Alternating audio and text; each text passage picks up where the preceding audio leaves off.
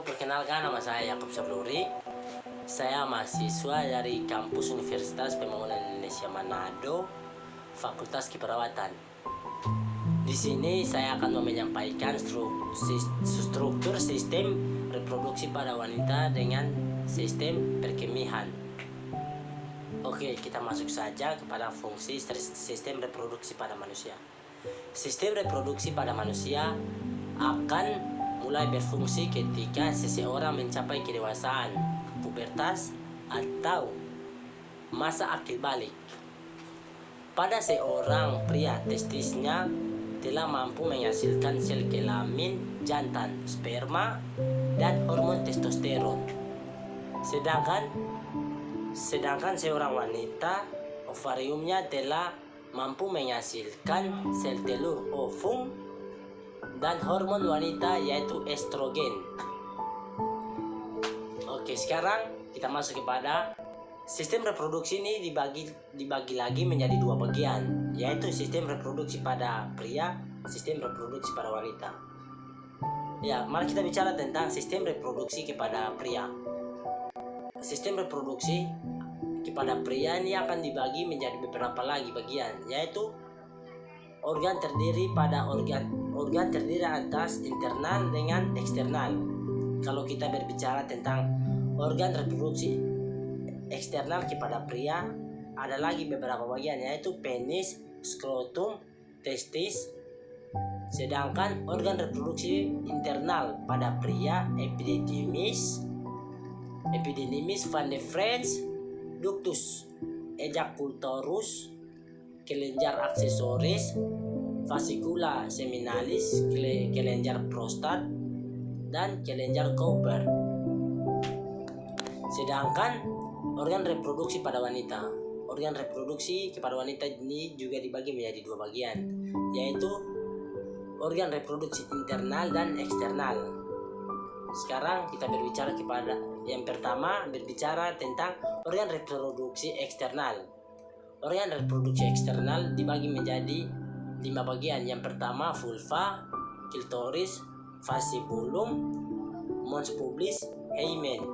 Sedangkan organ reproduksi internal kepada pria wanita yaitu vagina, ovarium, tuba fallopi, cervix. Sedangkan kita masuk kepada sistem perkemihan. Sistem perkemihan merupakan sistem suatu di mana proses penyaringan darah sehingga darah batas dari zat-zat yang tidak dipergunakan oleh tubuh menyerap zat-zat yang masih dipergunakan oleh tubuh. Zat-zat yang dipergunakan lagi oleh tubuh akan larut dalam air dan dikeluarkan beberapa urin ke kemih. Kita masuk kepada fungsi sistem perkemihan. Fungsi sistem perkemihan dibagi lagi menjadi dua bagian, yaitu membuang sisa metabolisme dan pengaturan hemostasis. Organ sistem perkemihan. Kita masuk kepada organ sistem perkemihan. Ada ginjal. Ginjal berbentuk seperti kacang merah dan panjang 10-12 cm dan tebal 3,5 sampai 5 cm. Bagian sistem tubulus yaitu tubulus scrotus, procamillus, dan tubulus contrus diastil. Tubulus ini terletak di konteks ginjal. Sekarang kita masuk kepada uretra.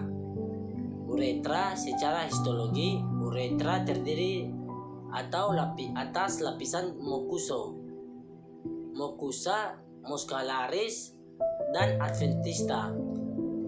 Sedangkan kantung kemih berfungsi adalah menampung urin yang akan dikeluarkan ke dunia luar melalui uretra. Sedangkan fungsi ginjal yaitu dibagi menjadi 4 bagian, yaitu membuang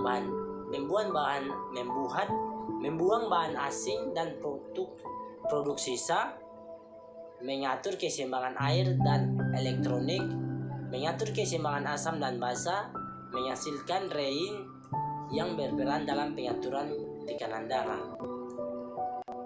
Sedangkan menghasilkan eritropoietin dan produksi dan ekstrak urin.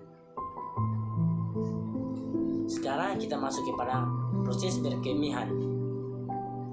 Suatu proses berkemian refleks yang diatur oleh pusat-pusat refleks di otak, rangsang impuls yang terjadi akibat terganggunya dinding VU di antara oleh neuron-neuron sensorif visceraf atau memasuki kedua spinalis segmen secara 2,3 sampai dengan 4. Rangsang saraf menyebab otot-otot polos berkontraksi menuju ke sphincter uretra. Sedangkan tahap pembentukan urin dibagi menjadi 3 bagian, yaitu proses filterisasi di glomerulus, proses resorpsi, proses sekresi. Sekian video singkat dari saya tentang sistem reproduksi dan perkemian. Jangan lupa like, comment, subscribe. Oke, check this out. Terima kasih.